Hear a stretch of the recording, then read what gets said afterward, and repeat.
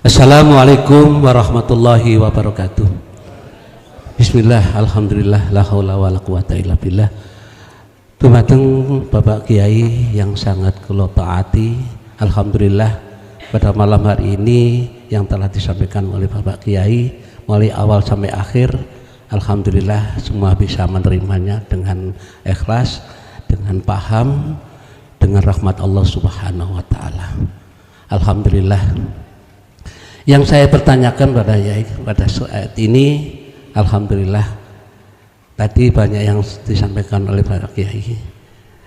Pada akhir-akhir ini memang jarang sekali para ulama atau Bapak Kiai yang untuk menyampaikan masalah ketauhidan sampai ke wusuk ke Allah, jarang sekali.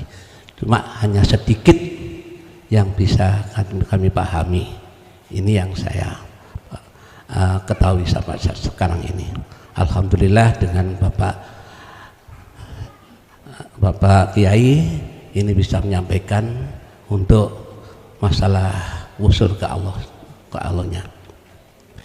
Di sini tadi padahal Kiai menyampaikan, katanya saya mendengar padahal manusia itu tidak bisa melihat Allah, sedangkan Nabi kita pun tidak bisa melihat Allah. Padahal ayatnya sudah jelas, walillahil masyriqi wal maghribi fa innama tuwallu wasama wajhullah innallaha wasi'un alim. Itu sudah kenyataan di ayat Al-Quran. Padahal kita alami, kalau benar-benar kita mencari Allahnya, insya Allah kita bertemu padanya. Allah selalu membuka. Kenapa kok tidak bisa? Pada katanya Kiai tidak bisa melihat Allah, padahal Allah itu wujud, betul-betul wujud sesuai dengan yang dikehendakinya, dan tidak bisa disamakan dengan wujudnya selain Allah. Itulah Pak Kiai. Apa benar Bapak Kiai yang telah menyampaikan seperti itu? Saya bertentangan dalam hati saya, padahal saya sudah mengalami seperti itu. Wassalamualaikum warahmatullahi wabarakatuh. Waalaikumsalam warahmatullahi wabarakatuh. Sebelum kita mendefinisikan tentang makrifat, perlu kita memahami tentang antara khalik dengan makhluk. Ini dulu. Status khalik yang menciptakan, status makhluk yang diciptakan. Bon, niki mungkin antara langit dan sumur. Bon, makhluk punya sifat, Allah khalik juga punya sifat, yang sifatnya itu bertolak belakang. Kita buka hal ini dulu supaya paham takrif yang disebut makrifat bagaimana sih. Betulkah manusia tidak bisa melihat Allah? Padahal dikatakan fa'aina ma tuwallu fathamma wajhullah, dimanapun kau menghadap di depanmu ada wajah. Berarti ada dua toh. Oke. Kalau jenengan sudah menyadari sifat kita bertolak belakang dengan sifat Allah, tak petik satu saja. Sifat nafsiyah Allah jatuh di wujud. Allah sifat wajib nafsiyah berupa wujud, lawan wujud adalah Adam, tidak wujud. Lah sifat tidak wujud menjadi sifat wajib kita sebagai makhluk. Proses pertama, gara-gara kita makhluk ngaku merasa wujud, sebab diwujudkan Allah itulah akan menutupi wujud yang sebenarnya. Saya ulang. Oleh karena sebab dalam hati kita sebagai makhluk merasa wujud sebab diwujudkan Allah yang asalnya tidak wujud, itulah akan menyebabkan diri kita orang ngerti sejatinya yang wujud.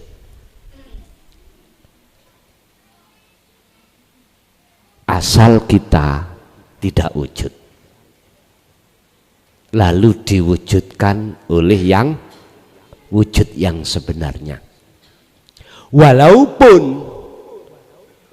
wallahu khalaqakum, utawi Allah iku khalaqakum sing dadekno sira kabeh, bukan berarti jenengan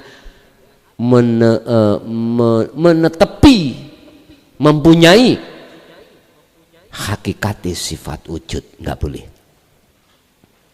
Kalau kita merasa menetepi sifat wujud sebab diwujudkan, padahal kita aslinya tidak wujud, justru perasaan iman merasa wujud kita itulah yang akan menutupi siapa sebetulnya yang wujud. Proses pertama seperti ini. Akhirnya Allah nurunkan dawuh. Dawuh ngeten. Sangkan paraning dumati.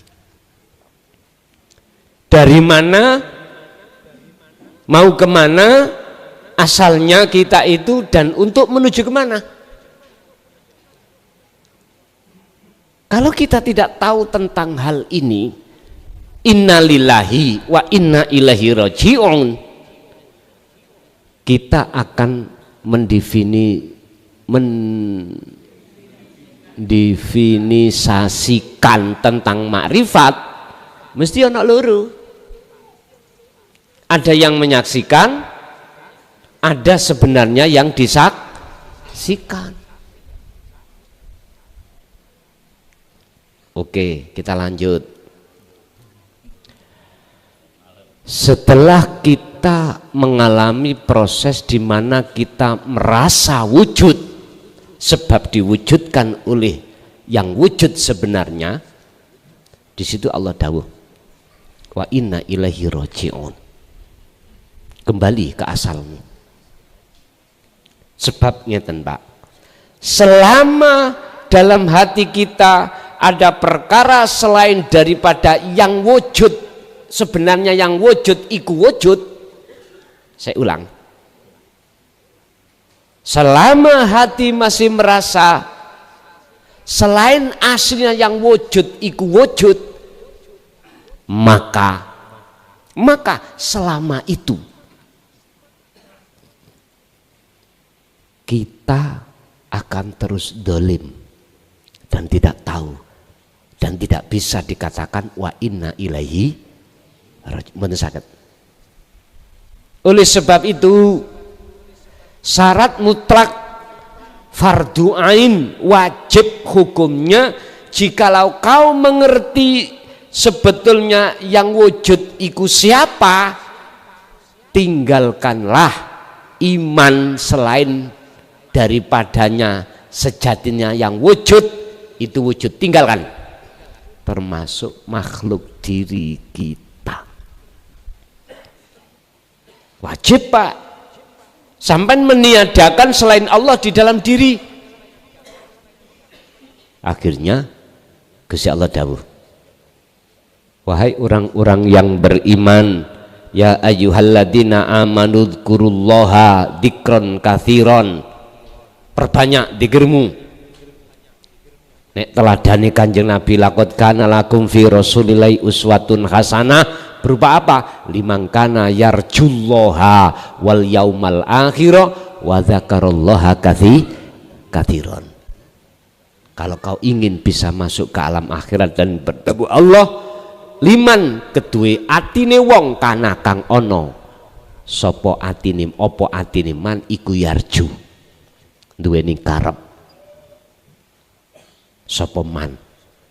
Karep apa? Allah marek lan nuju dan ketemu Allah, mboten ketemu saliyane Allah. Berarti wajib ninggalno selain Allah dalam hati, dalam sisi wujudnya, dalam sisi segala-galanya. Kalau betul-betul dikatakan bertemu Allah yang sebenarnya, atau dikatakan orang makrifat yang sebenarnya, harus kehilangan orangnya. Kalau jenengan masih merasa makhluk diri jenengan yang bisa melihat Allah, inilah sejarah apa yang dikatakan di dalam kitab Sirul Asrar. Sejak khalwatnya Syekh Abdul Qadir Jailani, iblis itu masuk. Aku iki pangeran, ya aku iki Allah. Pernah nggih? Dibuka kitabnya ada. Ngaku-ngaku iblis pinter. Nangis sampean ya napa? Kalau kita hamba hati merasa bisa menyaksikan Allah wujudnya, padahal yang bisa melihat dan menyaksikan wujudnya Allah itu wujudnya sendiri, kita sebetulnya belum, Pak. Si ono loro lah maksudnya tunggal ahad iku gak ono liyane. Wis gini wae. Sampean ngoco nang pengilon, nek ketinggal wajah sampean berarti makrifat. Nek ketinggal wajahe garwa sampean utawa sak liyane jenengan berarti belum. Dong napa mboten? Buka di dalam kitab Hikam bagaimana beliau Syekh Ibnu Athaillah mentakrif definisi daripada makrifat. La ibsarun wa mubsarun wa basarun. Sing melihat disebut makhluk, mboten enten. Yang dilihat disebut Allah, mboten wonten. Mata untuk melihat disebut mata, ainul basirah, mboten wonten. Terus disebut apa? Mbuh son ngaji ambek awakmu tambah bingung aku.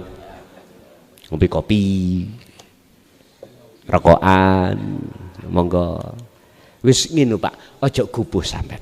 Wis ngeten Manuto apa sing wis pernah dijalakno oleh para wali-wali Allah sampai dumugi Rasulullah dan seterusnya. Sing penting sampean iku piye dalam kondisi apapun, giringan iku bagaimana hati sampean itu selalu merasa Allah itu hadir. Engko lah sampe digiring dituntun Allah dhewe dalam pemahaman apa sih namanya fana, apa sih namanya makrifat. Wis engko sampean genah dhewe. Nek curug kula bicara niki hanya sekedar ilmu teori. Sampeyan praktek lho engko lah. Oh iki lah karepe klakson biyen rek. Engko lah ngoten sampeyan kok. Ngoten lho nggih. Dadi nggih mohon maaf.